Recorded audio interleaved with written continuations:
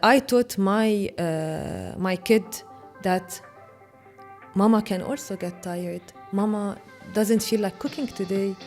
Mama will take a nap for him to see that mama is a human being, and I don't want him to grow up thinking that mothers are superwoman. No. Let him know that I am a human being in this house, and just like him or anyone in the house can take a nap, mama can take a nap. Welcome back to the Madinat Mom Podcast, where real moms talk, experts share insights, and coffee fuels the chat so you can thrive in motherhood. I'm Nour, your host, and my guest today is Rana, a storyteller, holistic wellness coach, author, and of course a mom herself who helps moms heal emotional wounds, rebuild self-worth, and navigate the guilt and pressure that comes with motherhood. Rana, welcome to the Madinat Mom Podcast. Thank you so much for having me. So fun fact, actually, Rana and I know each other from when we were very young. We both lived in Lebanon. We grew up in Alay specifically. And here we are, years later, talking about motherhood. It's crazy. Who would have thought, right? Yeah. So how are you? How's your motherhood journey going? I know you're a mom of one, so tell us a little bit about that. It sounds very easy to say like a mother of one. I know. But it's not that easy. I think every motherhood journey is very unique because we all learn different things because kids are different. And I always believe that we also learn a lot from our kids. We're not only here to teach them. It has been good so far. Like I can say it's a journey. لأنه you learn a lot about yourself. They train you as well to act in a certain way. They teach you the importance of boundaries. They change a lot of things in the way you would react or act in certain situations. They bring a lot of power, and I don't believe that they are a weakness. No, Anna, for me, he's always a source of strength and power. That's in a nutshell my. You said that you learned a lot about yourself through your motherhood journey. Can you tell us like what? Yes, the importance of boundaries. If you notice, our kids can tell us, don't talk to me like this. They are setting a very firm boundary. At their age, we wouldn't, even maybe now, we wouldn't like say, excuse me, but you need to adjust your tone while talking to me. Or for example, when you ask them a question, no, I don't feel like doing it. And you have to respect their decision, to teach them that they are allowed to have boundaries and to take decisions and to be unique in the way they perceive things. So many times when I lose it and I raise my voice and he would be like, I'm not listening to you when you are shouting. I'm next to you and I can hear you. So at this moment, you cannot just continue with the same tone. Otherwise, it will become very toxic and it's not good. So I look at him and I'm like, you are right, Mama. Yes, you are indeed next to me. And yeah. We'll go back from the start. So he teaches me as well. I learned from him the power of setting boundaries. And when I noticed that with our kids, we do not judge them. We do not say, oh, they don't love us anymore because they are saying no. Or even sometimes I tell him, please come kiss me. He says no. And then I respect it. I do not go and tell him, no, you have to. So I said, you know what? People who love you will always respect your boundaries and they will be happy that you have one. Can you tell us a bit about the work that you're doing? Yes, having a full-time job that is not very similar to the things I do on the side. From my own experience being a working mom and before that a working woman, and when I got pregnant and all the things I went through, from judgment to gaining weight to going back to work to seeing how people perceive me or judge me. يعني they judge the way you look. They judge when you go back to work. They judge having your own identity. Aside of your role as a mom. So I had my share of anxiety and depression at a certain time that was not really directly linked to motherhood itself, and it was not a postpartum depression, but it came because motherhood was one of the things that I was handling with so many things at the same time. And that's where I said, you know what? No. I am empty from the inside and I cannot give from an empty source. And that's where I decided to change my life, and that's where everything started, from yoga to meditation and healing. And for me, it's a continuous journey. You do not heal and then go to other things. You heal every day. A lot of the times as moms, no matter how much we give, we feel like we're not giving enough. And we feel like there's always more that we could be giving. And that leads to burnout. Is that something that you experienced? Yes, because if you are working, they expect from you much more than what you give, no matter how much you give. When you have a child, the family or the entourage expect more, and they feel, you are a mom, so you must give. And the day you say, today I don't feel like giving, you will be judged. I'm not talking from a personal experience, because I have a very supportive husband and family, but from what I see, or like growing up, to what I always linked mothers to burnout. Why? Like, motherhood is one of the roles we play as women, but it's not the only thing that define us. It's one of the things that, of course, help build our identity over time, but it's not the only thing. And that's where, because we're so busy in making it so perfect, and the mother's love, and motherhood, and my biggest achievement, and that, so we put a lot of pressure without even noticing. So that's what led exactly to me going through a burnout and anxiety. But the moment I said, you know what, I am enough, and whoever will not take what I'm giving, then they are not the right people I'm giving to. So I did a lot of self-work, and I taught my kid that mama can also get tired. Mama doesn't feel like cooking today. Mama will take a nap, for him to see that mama is a human being. And I don't want him to grow up thinking that mothers are superwoman. No. Let him know that I am a human being in this house. And just like him or anyone in the house can take a nap, mama can take a nap. Because you remember, our mom were not like this. You never saw your mom taking a nap and, for example, keeping you in your room playing with your toys. They were always there, but it was on the expense of their own health and mental health. And I don't want this to happen. That's a good thing that you were able to break away from that. But why do you think, as moms, we have this misconception that we have to do it all? Yes, our parents, portrayed this image, I agree. But even though we know that we cannot do it all, even though we know that perfection is an illusion, we still strive for that. Why do you think that is? The pressure, لأنه the society makes you feel that if you don't give and overgive, you are not a good mom. If you don't compromise your life and your career and your dreams for your children, you are not enough. You are not a good mom. You are judged. And even if you decide to leave your career to raise your kids, you will also be judged. So when we reach this realization that no matter what you do, someone will judge you, then do what feels good for you. Yeah. You're expected to work like you don't have kids. Exactly. And you're expected to mother like you don't have work.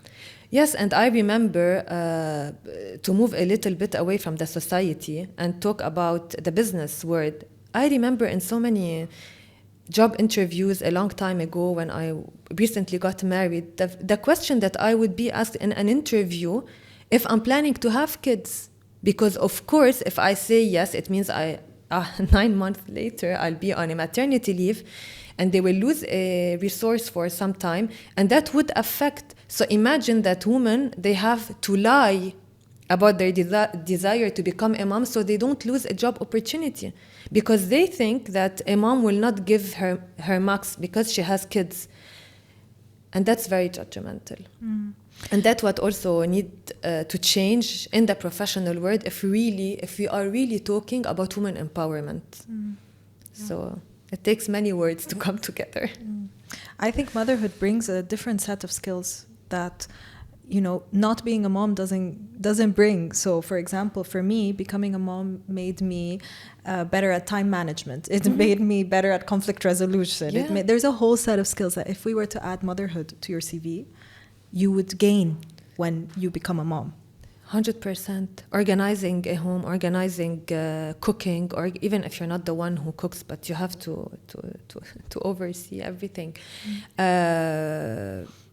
Time management, patience, ability to deal with little humans that are moody, to understand their feelings. You have more tolerance even because you learn a lot from these humans. I believe they are like old souls in very young bodies. And that says a lot. Do you think now you've found a balance that works for you as a working mom? Yes, 100%. And I'm so proud. And I say it with a lot of humbleness because I work so hard on myself. I forgive myself. I give myself the time to be. So now I overcame the phase where I feel guilty for going to work, for traveling alone, for having me time. I have a balance, and I wanna define a bit what I mean by balance. Balance is not doing everything in one day. Balance is prioritizing what you have to do over a certain period of time and work accordingly. Personally, I have a calendar and I follow this calendar. I have a weekly calendar and then I plug in everything, and that's how I can balance. So after a month, I look at the 4 weeks and I see what I did more than other things. So if during a month I did a lot of play dates for Hamza, the next month I make less and I do more of the things that I couldn't do the past month. And then time is just an illusion. So I do not work as per the time because I know there will always be an occasion to do what you want to do. And this calendar, and it's not on the phone, it's on a paper, and it makes a huge difference because so many people or clients tell me that what is the secret on a paper? On a paper, it's completely different than the phone. And that's an opportunity for you to move a bit away from the phone and to really focus on real life. So yes, I found my balance because I know what are my priorities and what come first, and no discussion, and then everything else work around it. You have your non-negotiables. Yes. Right? Things that that are non-negotiable for you, for your mental well-being, for your emotional well-being, and ultimately this is why you were able to heal, right? You talked a little bit about depression. Can you tell us what are some things that you think led to you going into a depression? I want to say something. Depression is not a built up. You are not aware that you are going in this direction. You wake up one day and you feel like your system is shut down, like really completely shut down, physically, emotionally, and mentally. And it takes you some time to realize that you are in this. But what led is a series of things. It's what you said. It's exactly this. Like they expect you to work as if you're not raising a child, and they expect you to raise a child as if you're not working. So I think I at that time I was really overwhelmed, overworking, overgiving. It was during a phase where I was not 100% present because of work. And one day I just felt like I'm empty. I have nothing to give. I really, you change completely. And by the time I realized that I had functional depression, that it was not like I would stay in bed all day. No, I would wake up, brush my teeth, go to work, do what I have to do. But I was just like that, doing what I have to do. I stopped talking, and that's something not very usual because usually I'm very sociable. I like to talk and exchange and connect. No, it was just doing what I have to do to keep going. But I reached a point where I thought, if I stay like this, I might lose it. And that's where I believed in the light at the end of the tunnel, and I used this as a motif. To know who I am and what I really want, and that's where all the healing started. So it was really a journey of self-discovery, self-love. I know self-love is used and abused, but really like self-love and mindfulness, a lot of awareness and a lot of dirty work, in the sense what you cannot heal if you are not honest. Okay, so honesty comes first. So you have to get naked, like naked soul, no lies, full transparency, admitting everything that you have, and then saying, okay, that's where I am, that's who I am. Even if you say to yourself, I am rude, and you decide not to work on it, it's okay. You don't have to work on everything. And you say, okay, then you accept. So next time someone tells you you were rude, you don't get offended. You understand that that's who I am. I don't want to work on it. And that, of course, comes with consequences, like maybe losing people. It doesn't matter. The result doesn't matter, but it's being aware of who you are, accepting who you are, and then being so true to your truth. So that was, I think, the main change is honesty with myself. And that gives you a lot of power, because no one can hurt you anymore. I know who I am. And you know what? Becoming a mom as well is a whole other journey into self-discovery. How do you feel your transition to motherhood was? Amazing. Because when I got pregnant, I didn't want to know the experiences of other women. I didn't want to read books. I'm not saying that that's the right approach, but that was my decision. And I wanted to really trust the process and to embrace this journey. So I gained a lot of weight, maybe 30 kilos. Of course, I got judged the whole pregnancy. And then when I gave birth, I was always scared of the depression that comes after.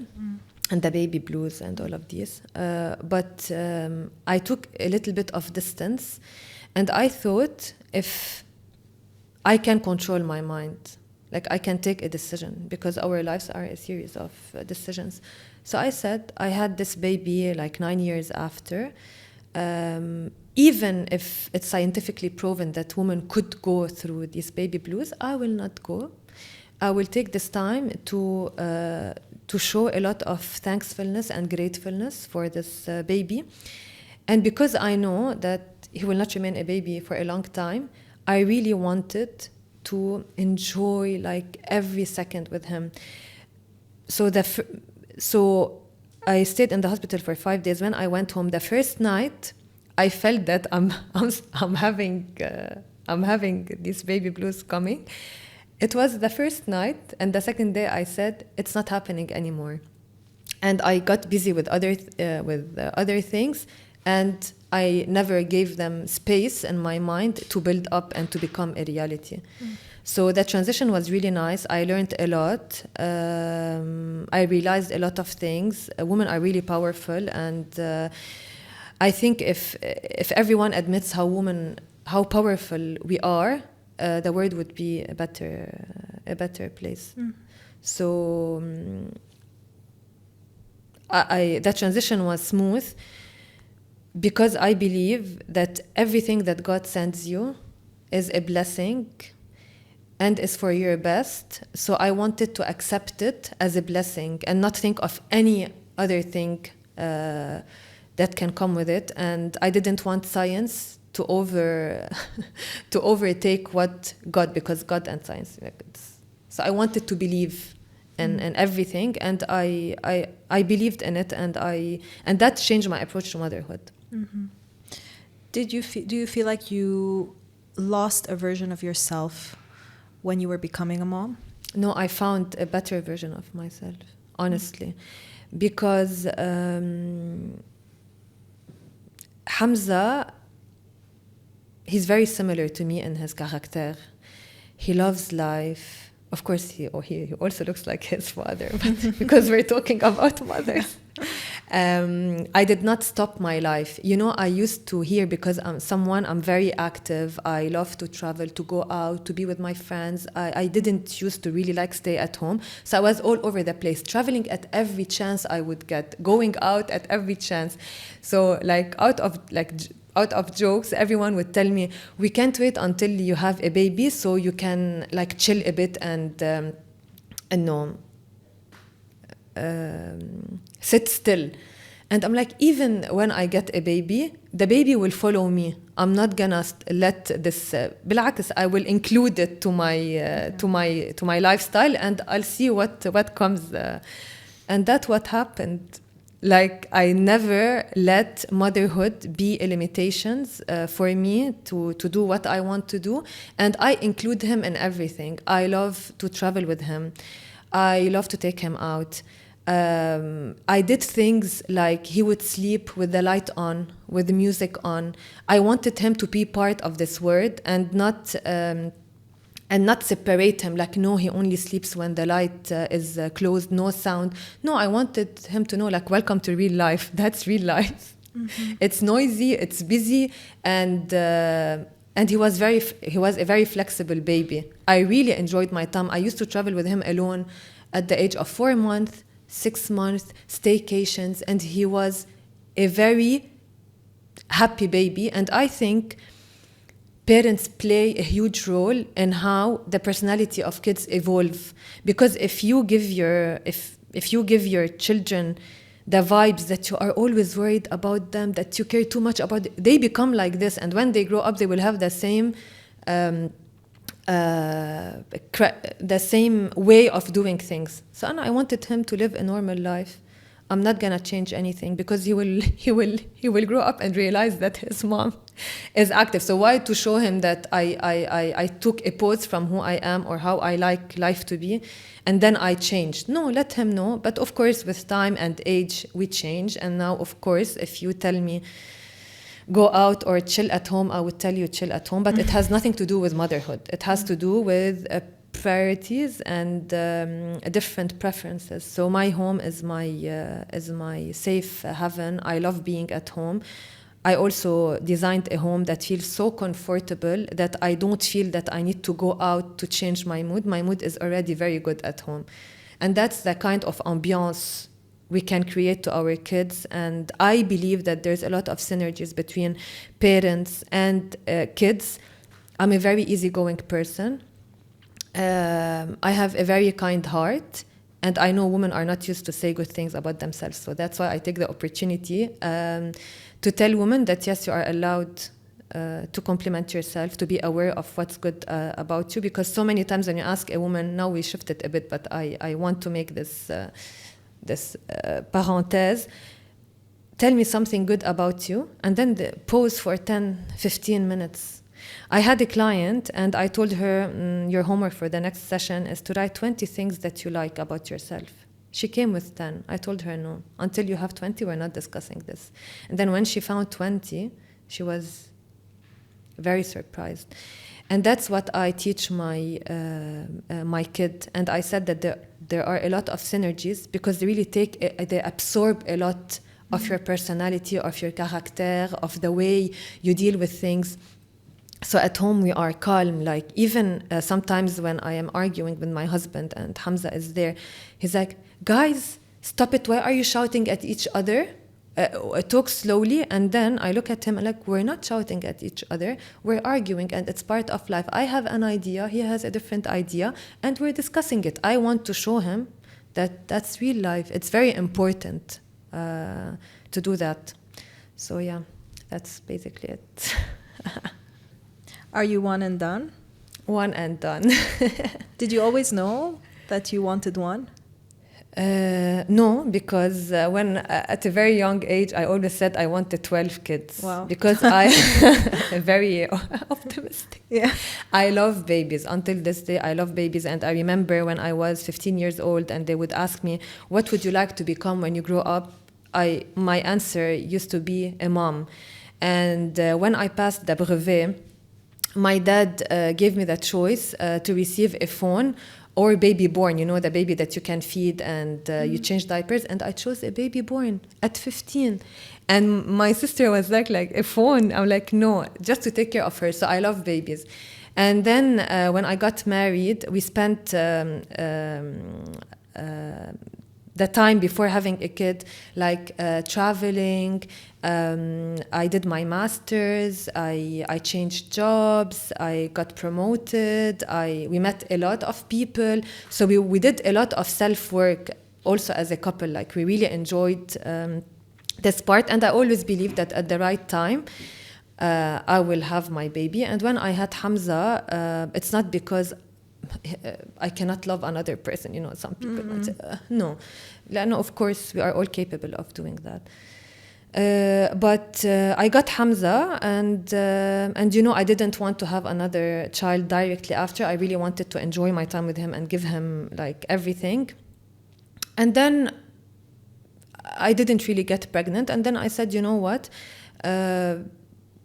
Whether I have 1 or 10, I'm grateful. And if God only sends me 1, it's for my best.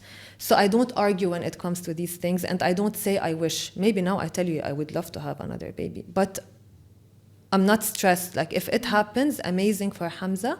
If it doesn't, well, I have Hamza for a reason. And I'll focus on him. And I also want to say something.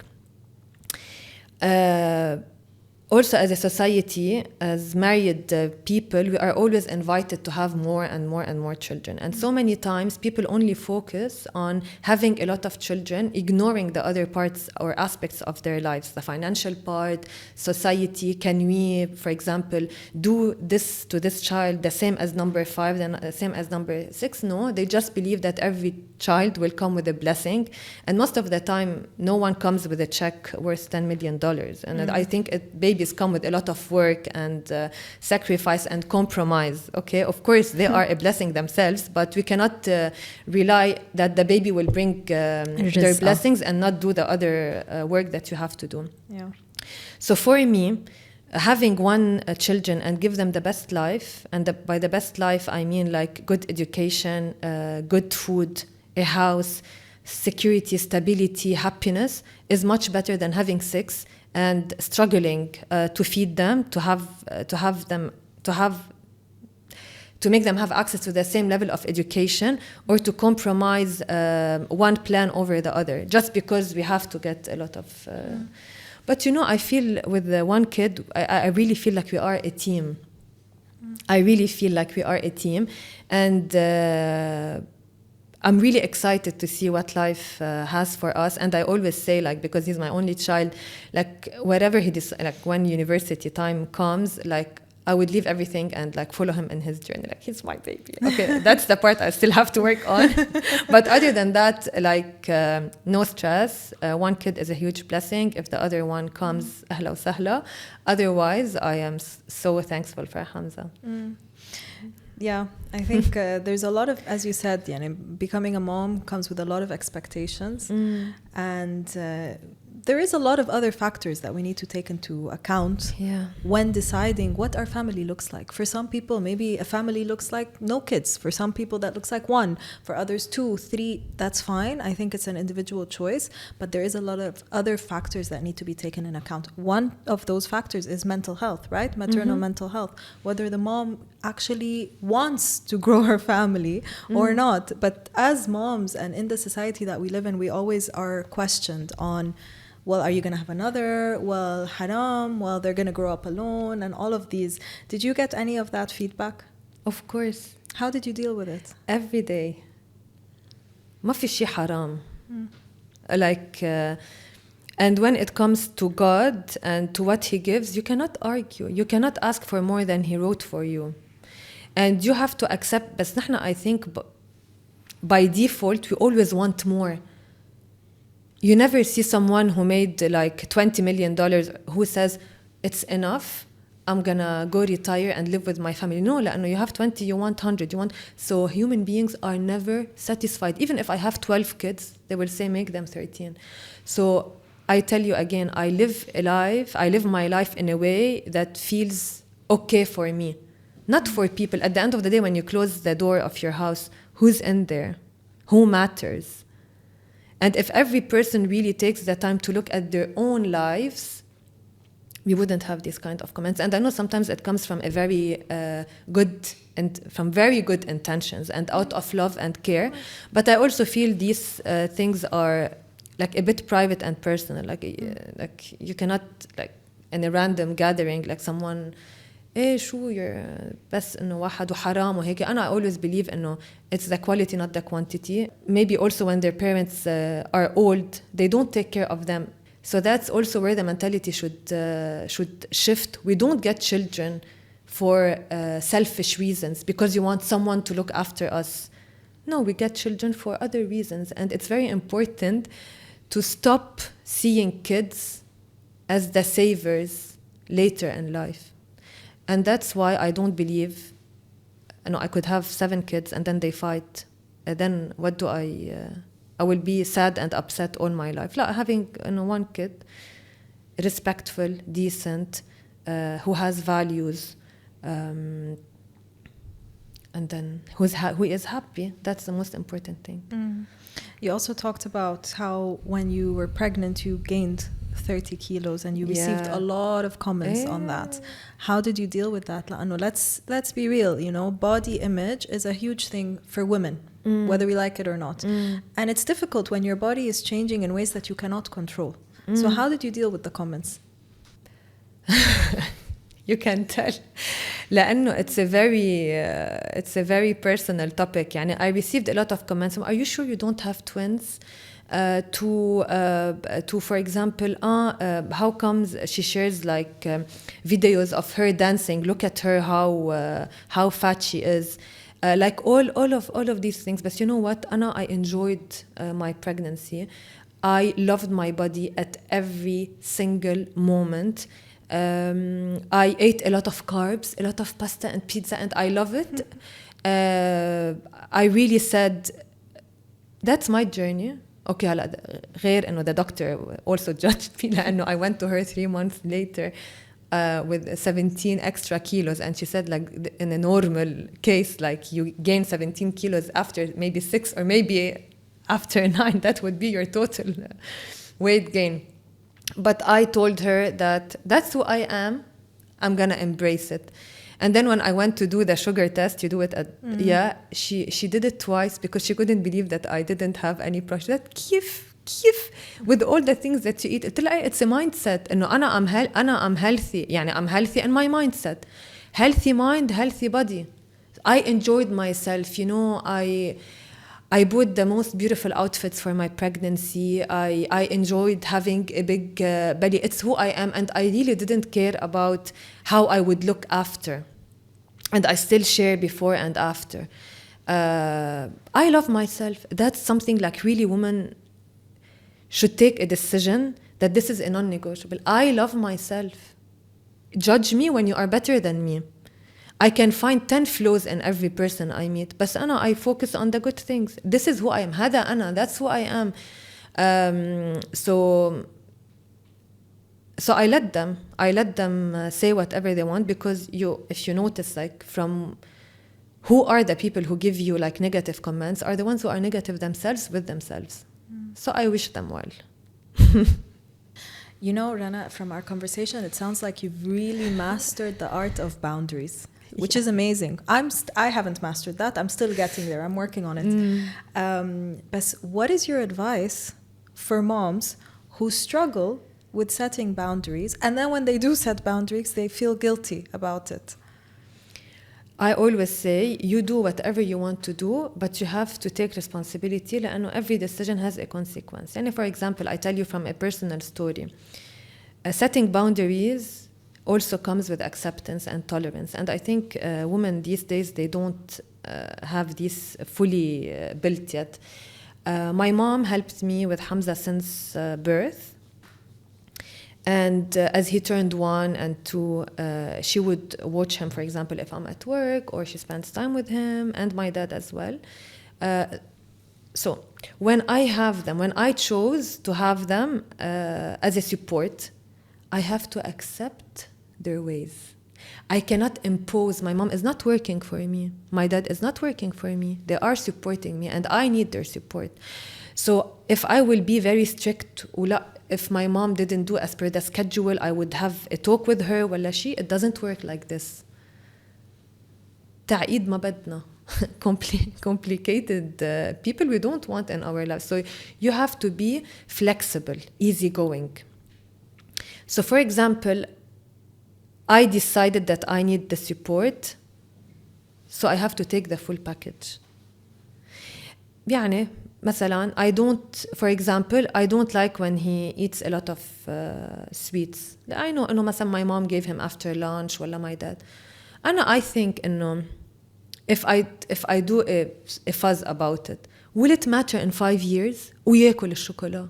Let him have a piece or 2 pieces. وبعدين, as long as he is healthy, I should look at how much support I get versus the little things that went not my way. Okay, لأنه I see a lot of women who set a lot of instructions and boundaries to their moms, and they judge their moms if they do something, and sometimes maybe go into a fight or بيصير في disrespect إنه كله كرمال شو كرمال هذا الولد. خلص لكن leave your job and take care of you. هيك بيقولوا لك الأميات إنه raise your own child. If you want my support and then you will have to teach me how to do it, then do it yourself. Yeah. Setting boundaries, it's not something extreme إنه خلص أنا لا. boundaries إنه يكون في communication, يكون في respect for your opinion and the other opinion, for your style versus your mom's style, and always remember إنه your mom was a mom before you and maybe she got more kids than you did. إنه I know times changed and the way of raising children changed. But if you need their support, what do you want? You want the support or you want and that makes the whole difference. Flexibility is key. But what about setting boundaries with people that make irrelevant comments, like people that comment on your weight, people that comment on your parenting style, people that comment on the fact that you chose to have 1 or 2 or 3 kids? This is, I think, where women need that extra support on how do I set the boundary with this conversation. So what is your advice for that? The only thing you can control is how you respond and how you react. Over the years, I built a shield, an internal shield that whatever comes, whether positive or negative, I don't let it affect me. يعني مش if I get praised, يعني you'll see me all over the place. No, I understand, I'm thankful. And the same thing with negative comments. I will tell you this little story and you will understand how I respond sometimes. Do not try it.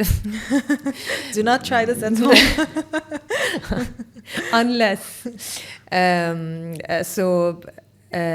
When I got pregnant, I went to a friend's house. I was telling her that I'm pregnant, and she was so happy. And then her husband comes, and he's also a good friend. And then he says, I'm so happy for you. How did you get pregnant? So I looked at him and I looked at her and I told him if after 5 kids you don't know how a woman gets pregnant, then you need to review. يعني.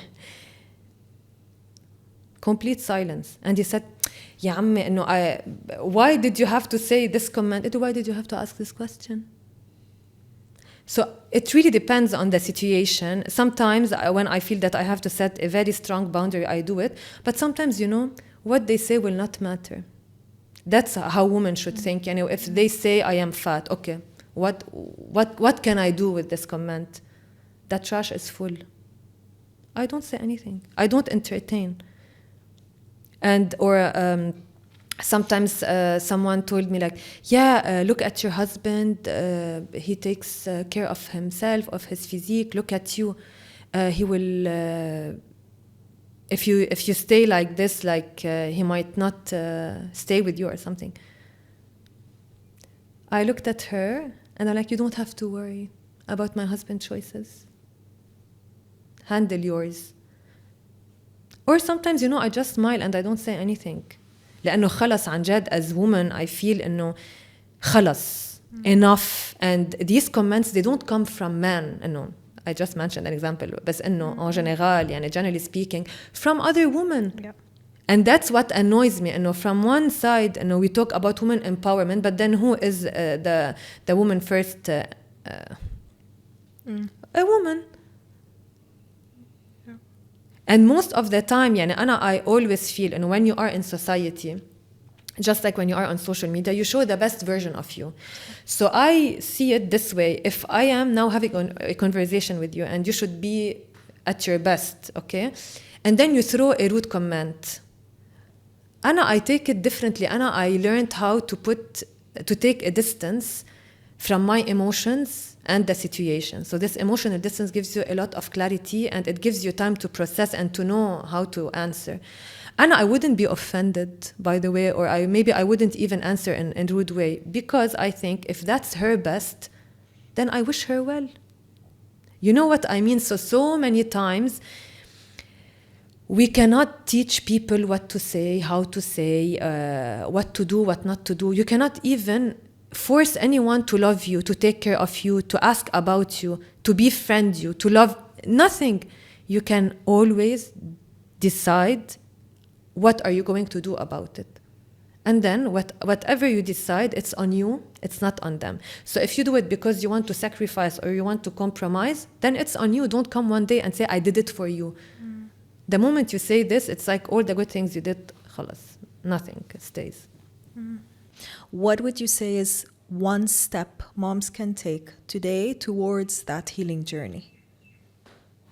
To be true to themselves, to accept themselves, and to know that they are enough, and never think that you should do more to be loved more or to be appreciated more.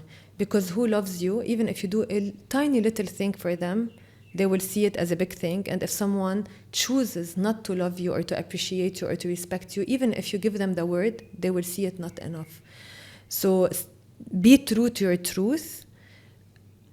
Ground yourself.